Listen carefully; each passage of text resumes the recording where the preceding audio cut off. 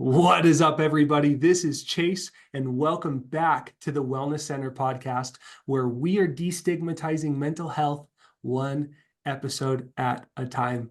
Everyone, thank you so much for tuning in. I really appreciate the continued support on this show. We're a startup podcast. We're getting great guests. We're having so much fun. We're learning so many stories. We've had heartbreaking stories. We've had uplifting stories. We've had so many powerful things. And I do it to give value to you as the listener. My hope is that I can bring people on this show that are going to uplift you, that are going to give you skills, that are going to give you hope, and that are going to help you do better going into your weekend. We're releasing episodes every Friday. I release them at 4 a.m. So anyone commuting on their Friday, please make sure to tune in and check out the episode. I really, really appreciate it.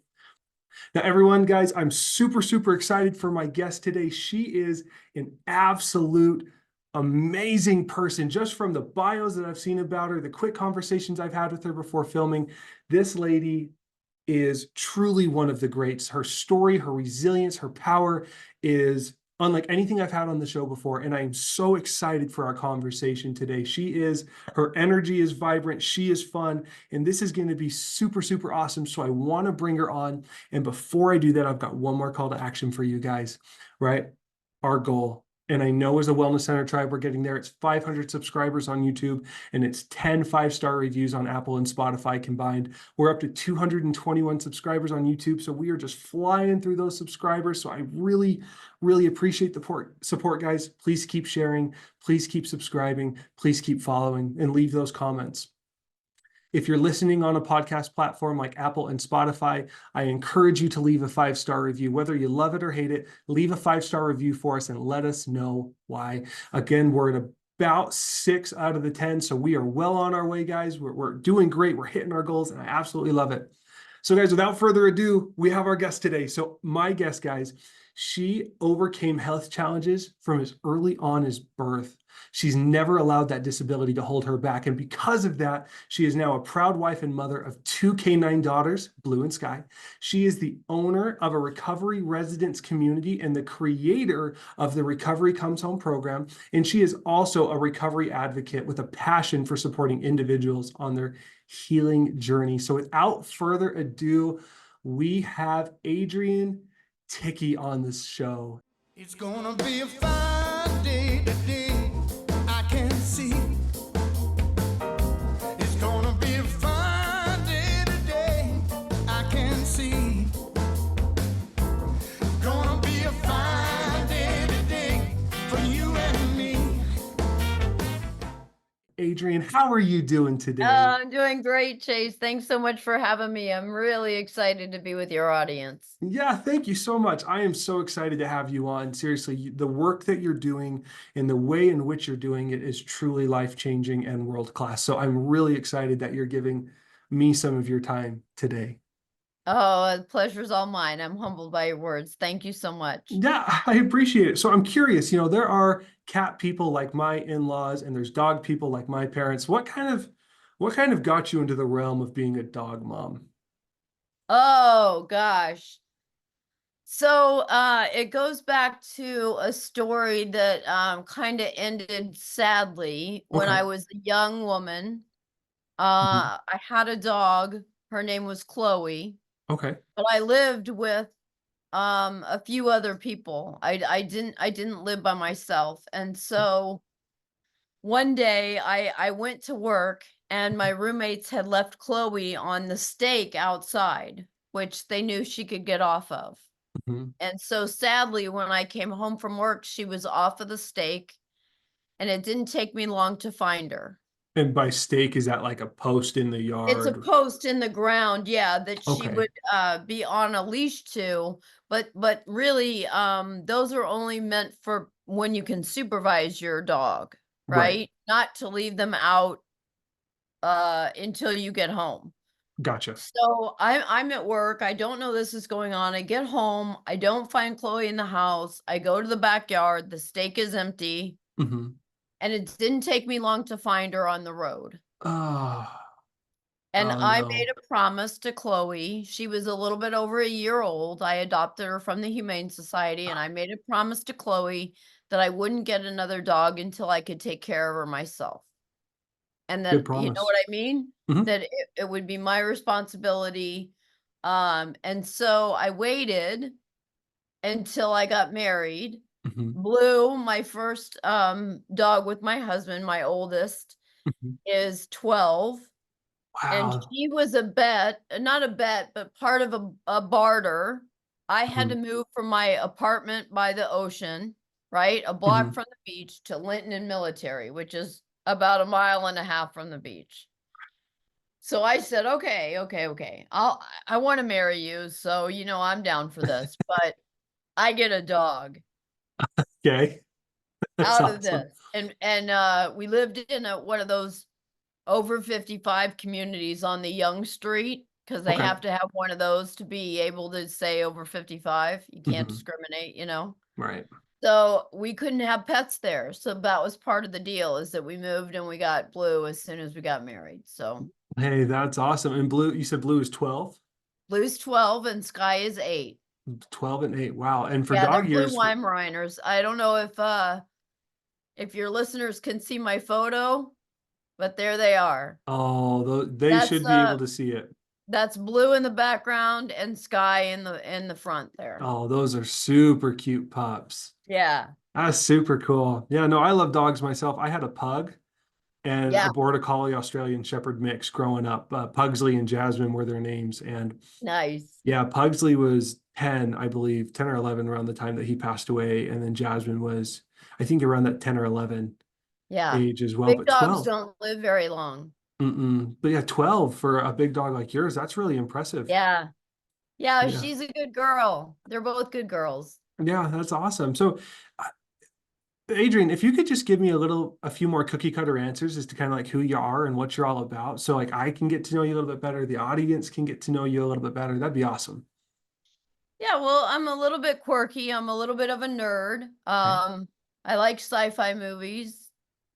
I like to go out when it's raining and the sun's shining. Okay. I love where I live. I am a water person.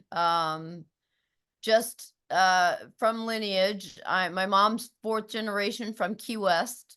So my Okay. ancestors came from the Bahamas. They were the crawfish fishermen and conch fishermen. And Okay. so I spent a lot of time growing up. I grew up actually in school year. I was in the Midwest with my mom and dad.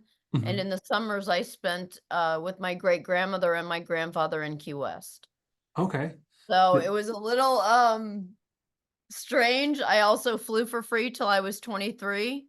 My dad worked for TWA and retired there after 37 years, which Gotcha. doesn't happen anymore. Yeah. So okay, so you got to fly for free. So does that mean Yeah. you traveled like all over the world for free or just kind of in between the Midwest and your grandparents? No, I flew for free on under my dad's seniority, which was quite extensive. I got on the plane before some pilots. I remember one time a guy got off because he got sick and he couldn't, I mean, he was he was afraid that he was going to get sick. He was afraid to fly, so he got off the plane and I got on. There we go. Wow. You fly standby, so you fly if Mhm. there's seats available. Yeah, that I makes was able to sense. go over to Europe when I was 16. Had a great time. I went with, 2 other people that were also children of airline employees, and so this was before the internet, but we kind of had what they used to call bulletin boards, for those of you who are watching who remember bulletin boards, Uh-huh. um, online. Mhm. So they were coming for a little extra time. They stayed in my home, and then I went to Paris for 3 weeks and Italy for 3 weeks. That sounds like such, and at 16, And at that's a 16, yeah, I took the that's a subway by myself. It was crazy. I remember going to Paris about 5 years ago with my wife on our 1 year anniversary. I was 23 at the time, and I was so stressed out trying to figure everything out. I can't even imagine how that was at 16. Probably Yeah, way more fun. it was a lot of fun. That's awesome. Well, I mean, there's so much you've already shared, right, about your childhood and stuff. Like, you grew up with the parents in the Midwest and your grandparents in Key West and all that stuff, and the flying at 16 and traveling all over the place. you have a really unique childhood. So I actually want to start in going into these questions. So I want you to take us back, Adrienne, to a young Adrienne Tichy. Um, when were some of the first times that you noticed you were struggling with your mental health? So it was later, in my life. I was a sickly child, Okay. physically. What happened? So I was born with a divided pancreas, and my stomach was never, I was always a very slight girl. I Mhm. never weighed a whole lot, was malnourished quite a bit. Yeah. And the pancreas, is that in charge of like, I'm not super anatomically smart. Digestion? It's digestion and Okay. blood sugar. Gotcha.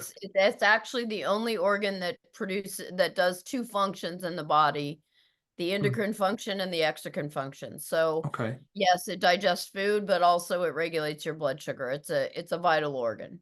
And so I being didn't de know what it did either. So and so um being detached, then that meant that it wasn't functioning at all, or it just that's right. functioned I had a little erratically. teeny accessory duct, right? So Okay. everybody when they're born, they have a big duct Mm-hmm. and a little teeny one. Mm-hmm. And I was only hooked up with the little teeny one. We did not know that at the time. My mom took me into the doctor because I was screaming after I ate. Gotcha.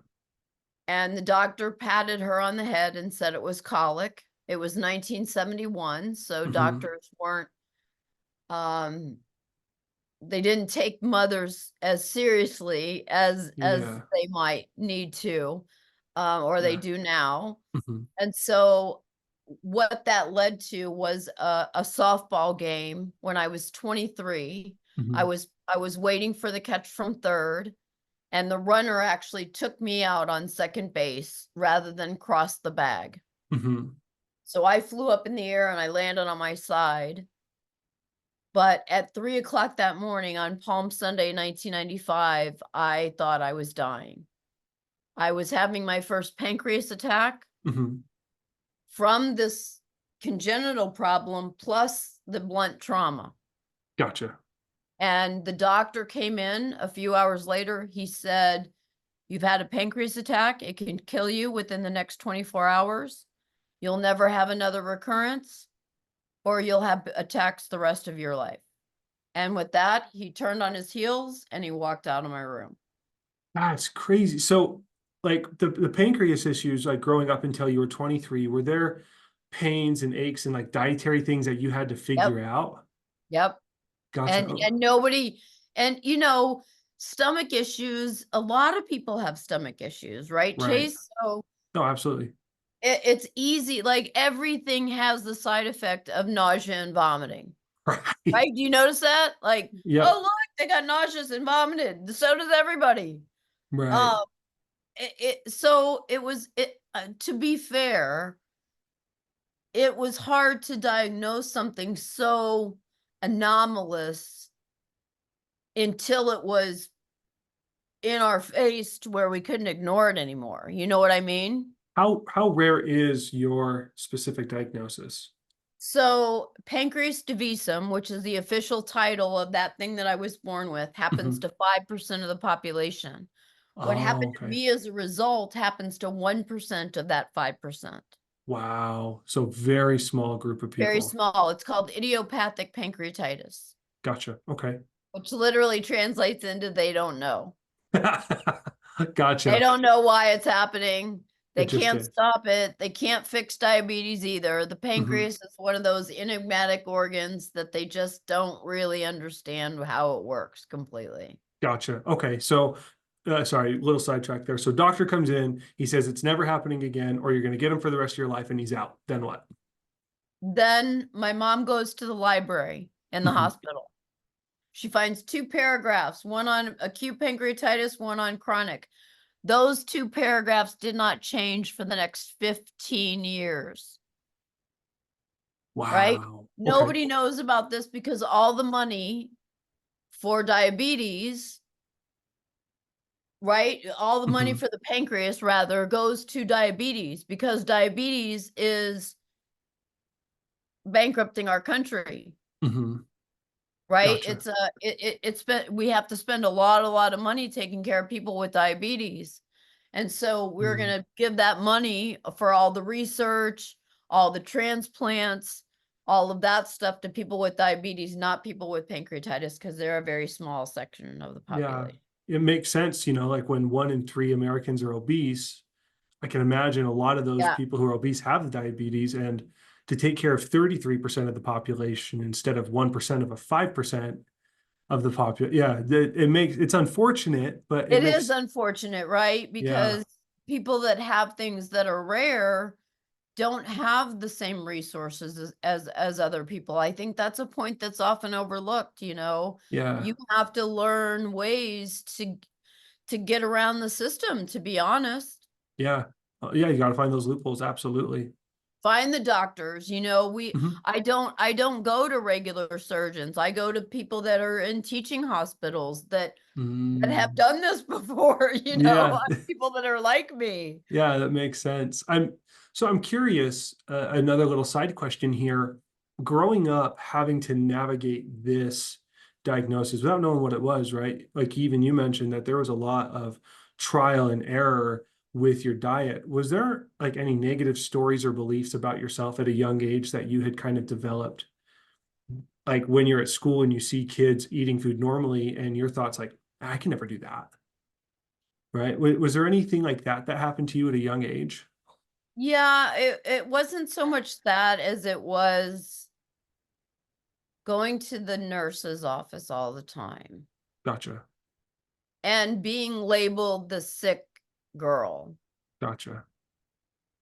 You know, that wasn't easy because I knew I was meant for more, but it's hard to see how you're meant for more when you're being what feels like is held back from participating, from fully engaging with other kids that can understand what, you know, it was like to have a seizure when I was 5 and spend 3 months in Jackson Memorial, Yeah.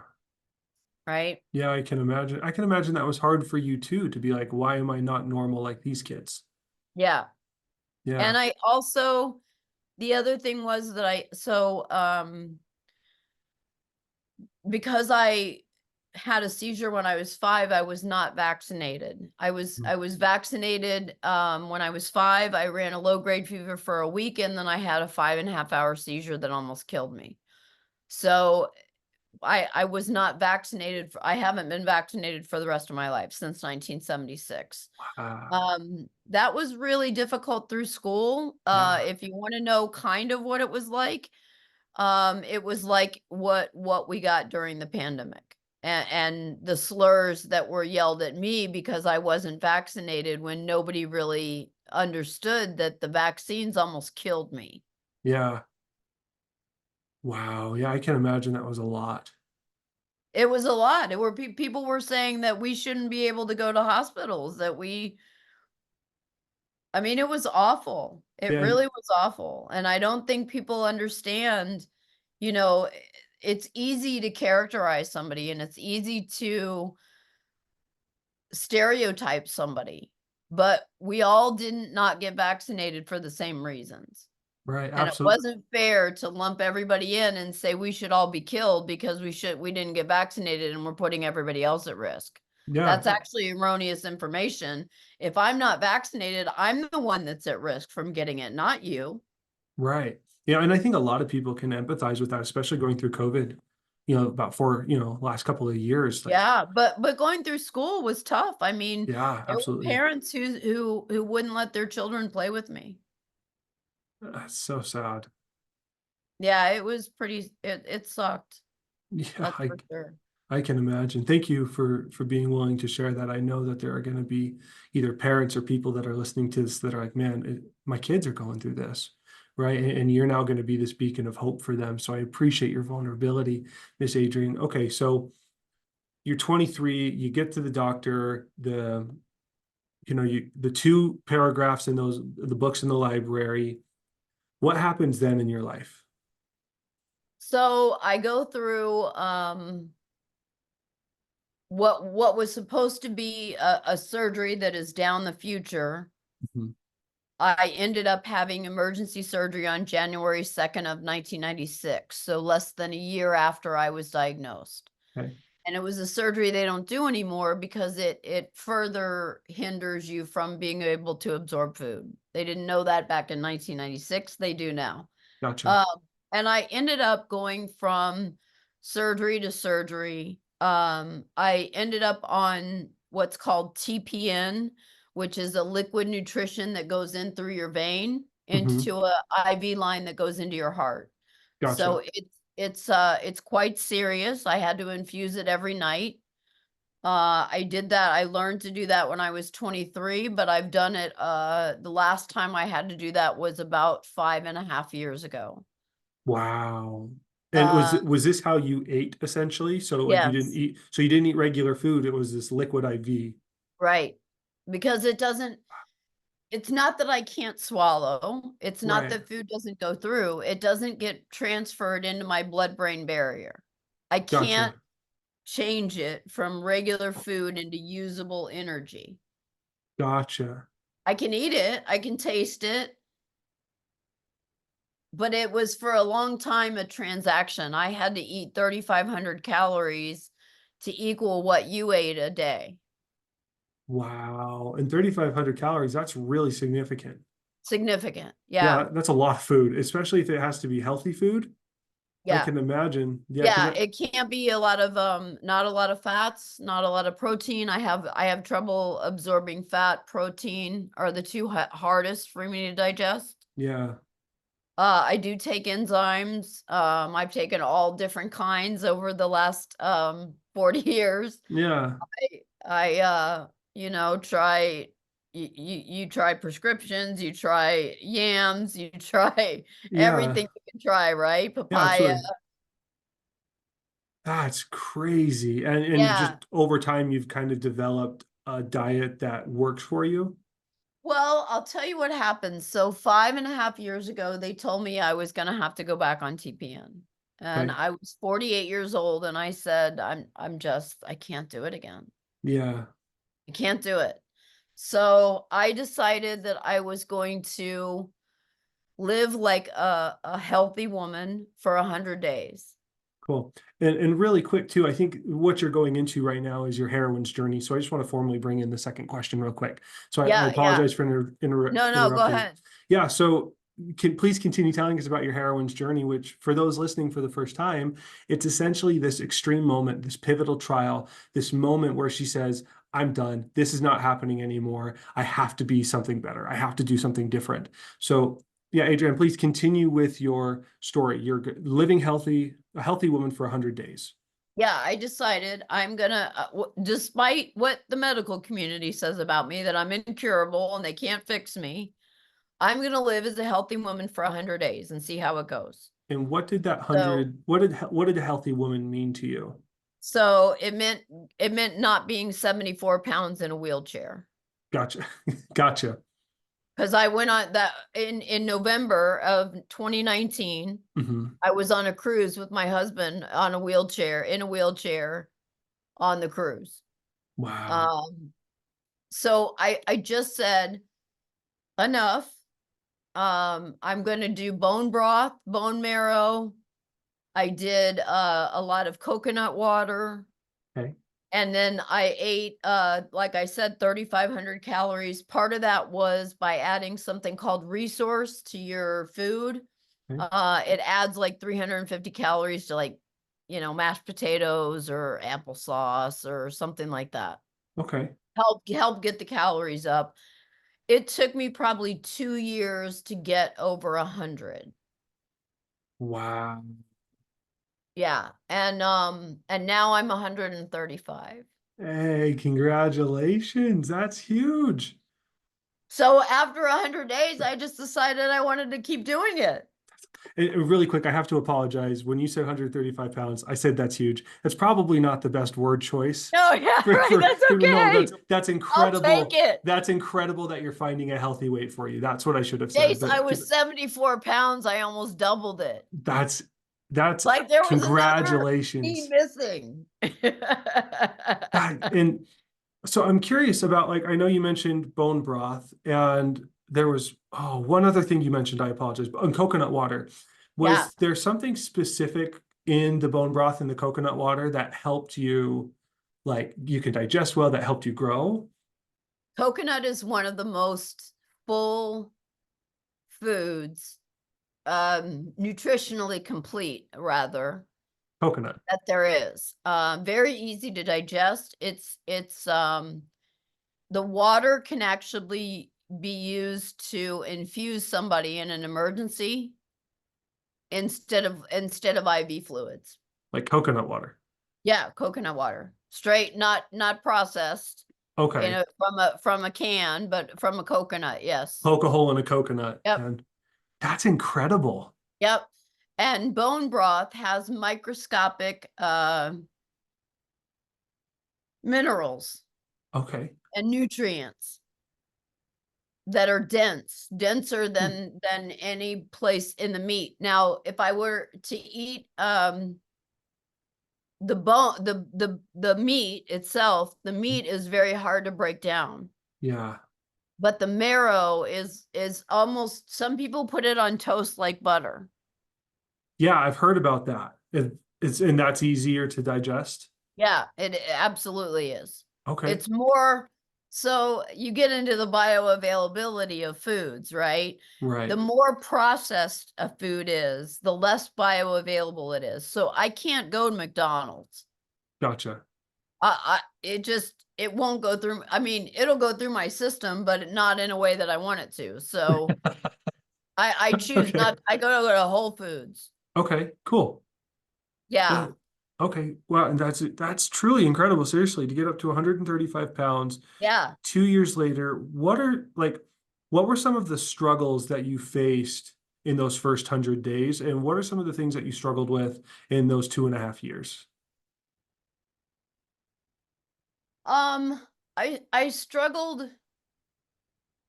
I I struggled to keep going when the weight just was so slow to put on. Do you know Yeah. what I mean? Like, Yeah.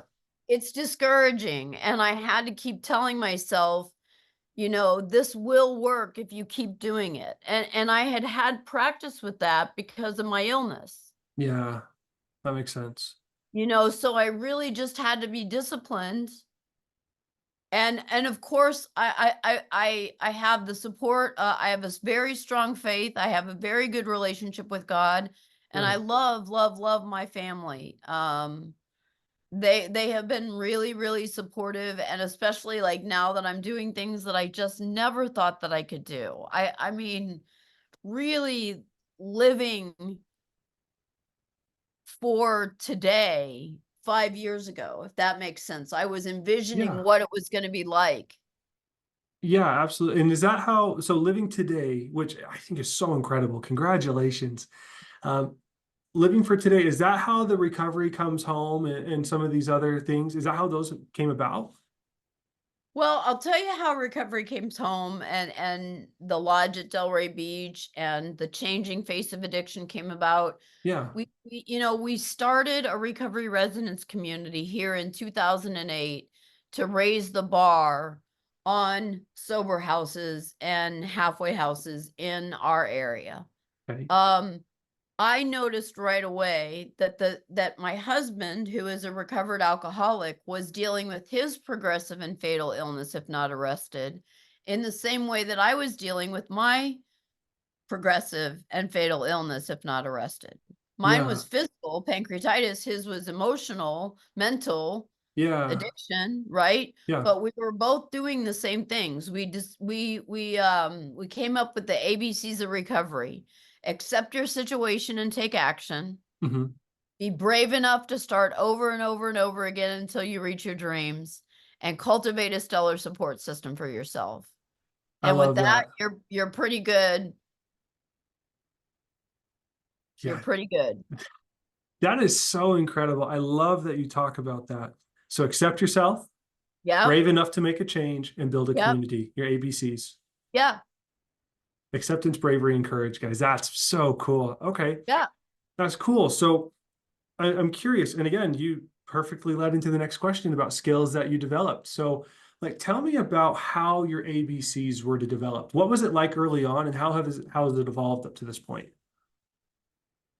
One of the things that I don't share regularly, but I think that it's important for people to understand is one of the last times that I was infected with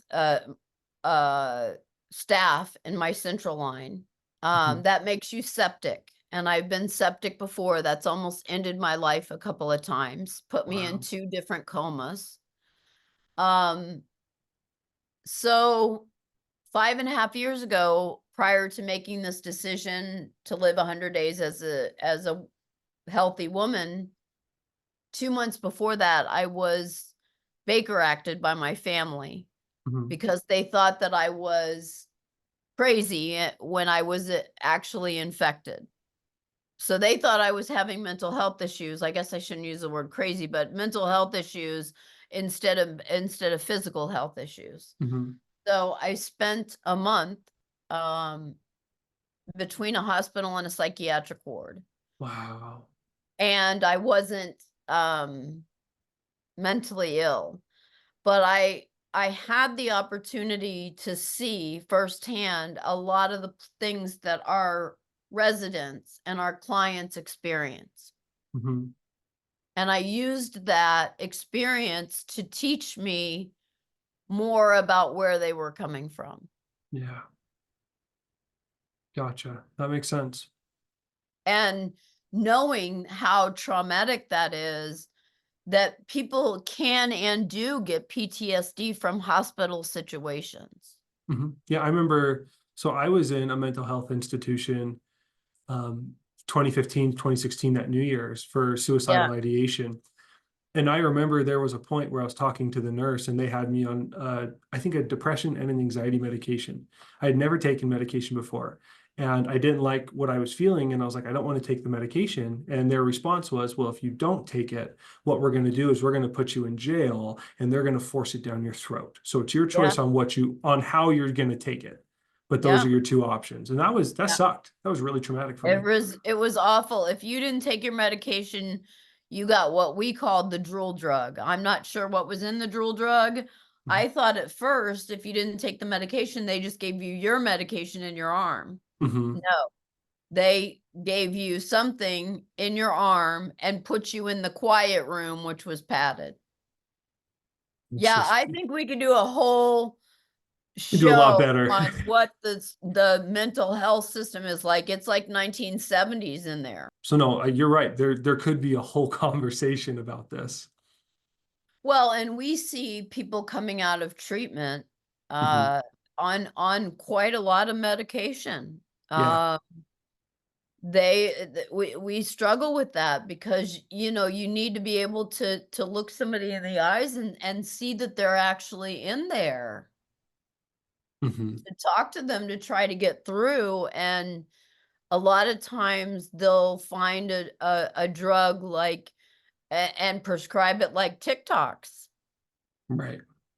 Yeah, it's really unfortunate. until they find out like, oh, maybe that wasn't such a great idea, but it's generally after the fact, right? So it's not always a good situation. And I certainly am not a doctor to tell anybody where they should go or what they should do with their body. But yeah, I think we can do a better job with mental and physical health. Yeah, I agree with you. So is that where you kind of like getting to this realization? Is that what helped you develop your ABCs?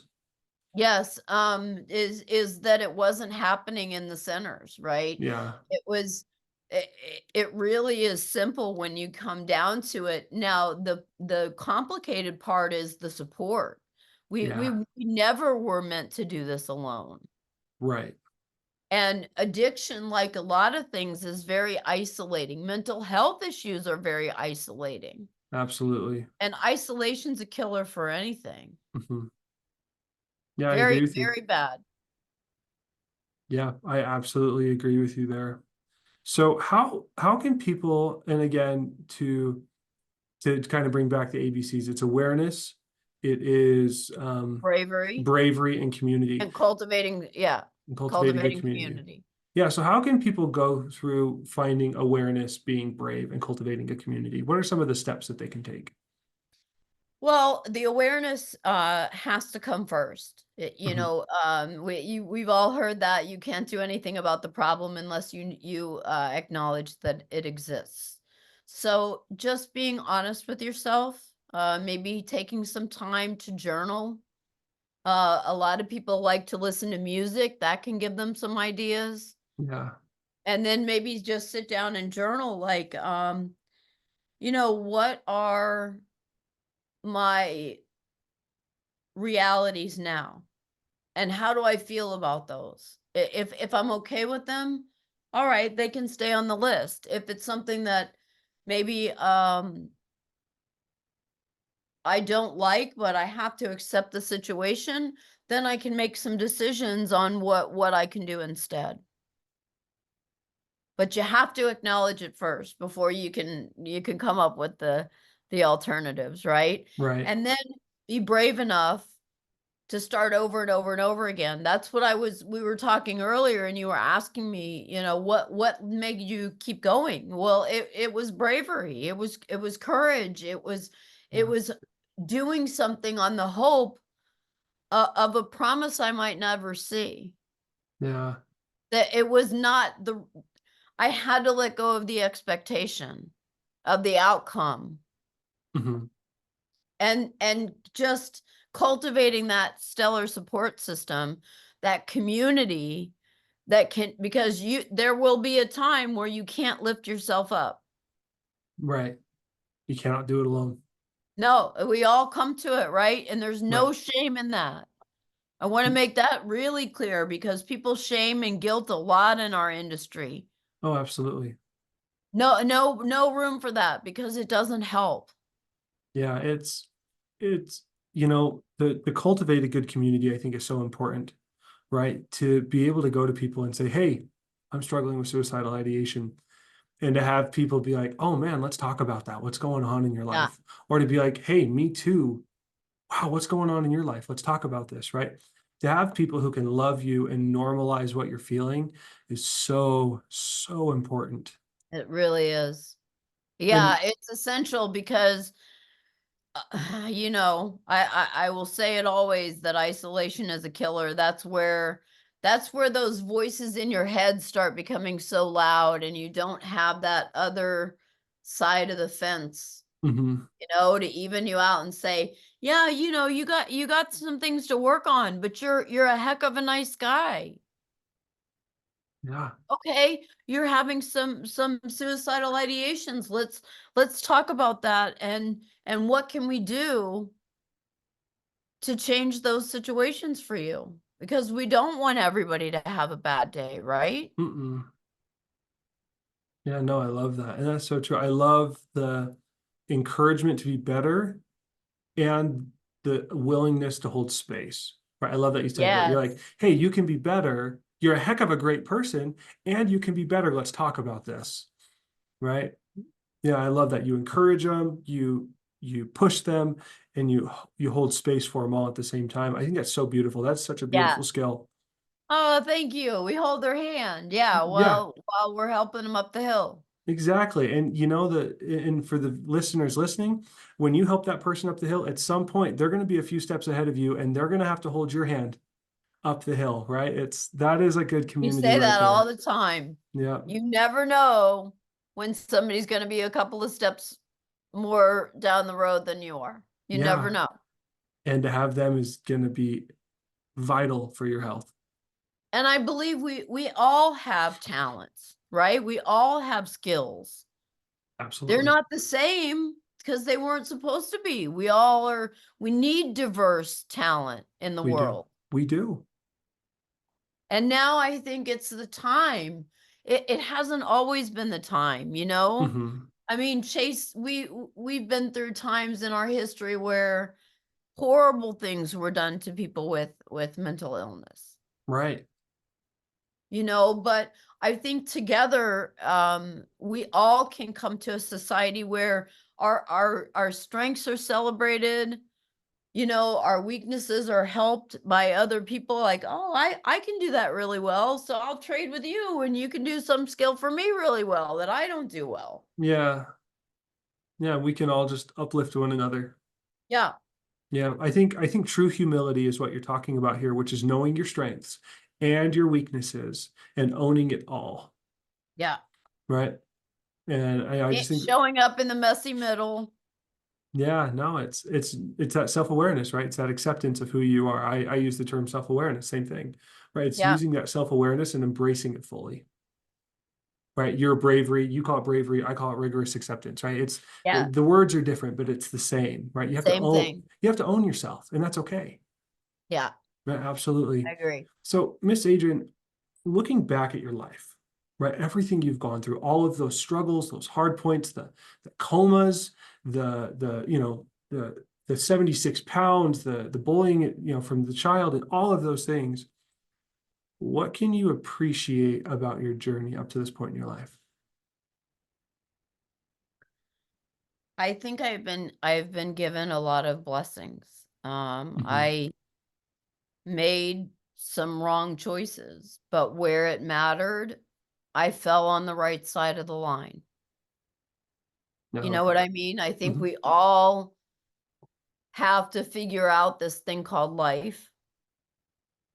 Um, it's strange, the journey at times, you know, Uh-huh. because you don't know if this is the real reality or the reality when I was in the coma was the real reality. Um, but I think that life can be beautiful if you choose for it to be beautiful. I do love that. That's a great answer. Thank you so much. Yeah, and it's true, right? Like our life is our choice. We have our agency. And if you're spiritual, I know you mentioned you're spiritual, right? That's a gift given to us, our agency to choose. That means we get to choose our perspective. That means we get to choose how we respond to things. That doesn't mean we get to choose other people, how other people respond, how other people act, how other people treat Right? you. But how you show up in those situations, how you respond in these situations, that's your choice. And you can choose to be a happy person who is full of generosity and love and acceptance and all of these things. And Viktor Frankl, who got everything taken away from him, said Mhm. that that's the one thing that no one can take away from you. Yeah, it's your dignity, right? Your power of choice. Your Yeah, and power your of dignity. choice. Yeah, Yep. your power of choice. I absolutely love that. So, Adrienne, my last question for you, my last big question for you. So, for those people just getting into the realm of mental health, those people just discovering this podcast and starting to learn skills that can help them cope, what advice do you have for those people? I would say definitely get yourself in with some other people who have been through what you're going through in addition to friends supporting and family supporting. There are resources out there. The National Alliance of Mental Health is a great one.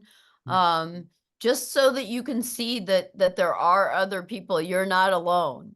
Yeah. You're not by yourself in this, and that you also can benefit from things that other people have tried, and it can definitely make your journey less painful. I think when you're going through mental health struggles and you're by yourself, they can seem a lot worse. Hmm.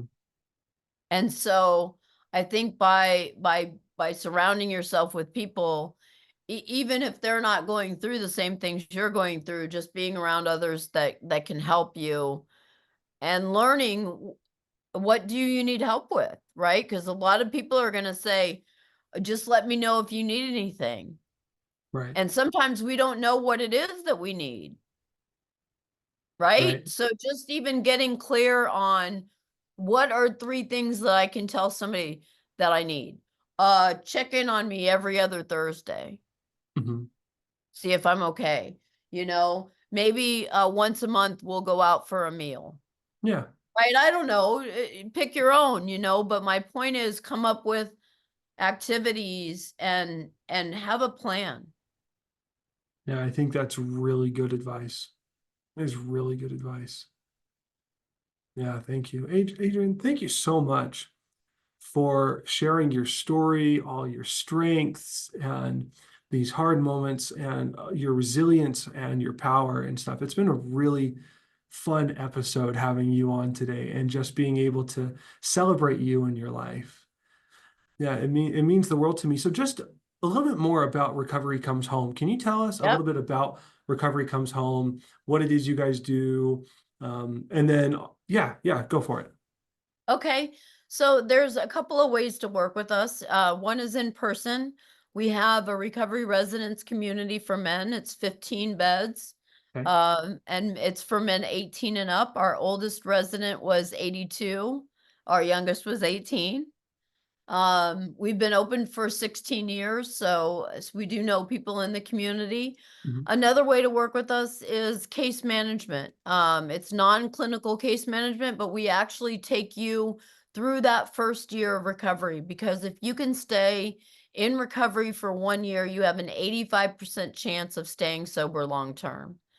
If you only make it to not if you can't make it to that year, you'll have less than a 15% chance of making it long term. So Wow. it's a huge drop off. We work with people to find jobs. We don't just say go into get the job. We'll go in there with them and find it. For people that are in our Recovery Comes Home program that is virtual, we have something it's actually like a phone. It's we text them and say, okay, Chase, it's time for you to breathalyze. There's a facial recognition software. You you breathalyze into it and it sends it right over to us. That's So it's a cool. cool piece of technology that can support what we're doing in the Recovery Comes Home program, it's going around the recovery compass, Hmm. which is circumstances. It's talking about occupational and financial, mentoring and service, your physical self, aspirations and values, your spiritual self, and your social self. Love And it. we really, this isn't just about not drinking. This is really about making good decisions and being able to live life on its own terms without the need for an escape. Love it. I absolutely love it. And yeah, that's so cool. Okay, where can people go to find Recovery Comes Home? So you can go to recoverycomeshome.com, Okay. and that's probably the easiest. Or you can also go to the Lodge Delray. That's TheLodgeDelray.com. And that's for our in-person facility. Okay, awesome. Yeah, and I'll make sure both of those links are in the description as well.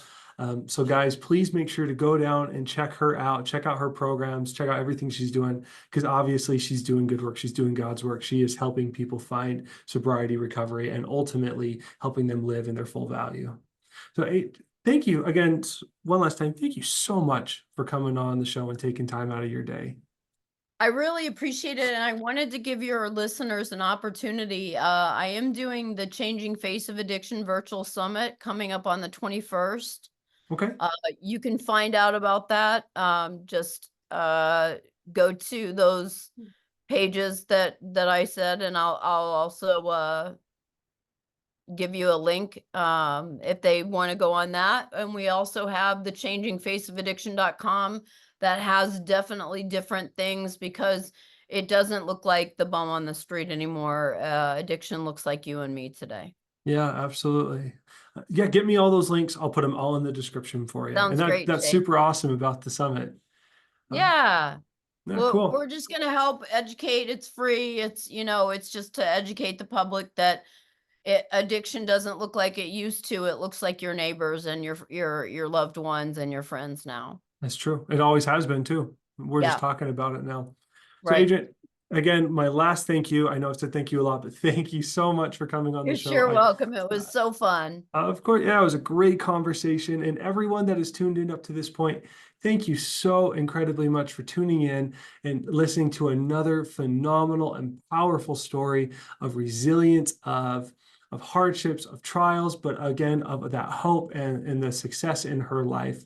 Guys, if you haven't already, I please invite you to share this episode with someone that you know could benefit from the lessons that were taught today, from the skills that were taught today, from the energy and the emotions that were shared today. I know you know someone in your life that can benefit from them, so I invite you to share it with them. It only takes a couple seconds of your time. It supports me and it lets your friends know that you love and care about them. So please make sure to do that. Guys, again, thank you for tuning in again. I really appreciate it. My gratitude is so immense for each one of you. I want you to know that this show is always going to remain free, so you can always tune in and listen to these wonderful stories. And I want you to know that I'm always looking for guests. I'm always looking for people to come on the show. I need you guys to understand that no story is too big. No name is too small. If you have a story, I want to share it all. This platform is about celebrating lives, no matter who that life is, no matter how big or small that life might seem.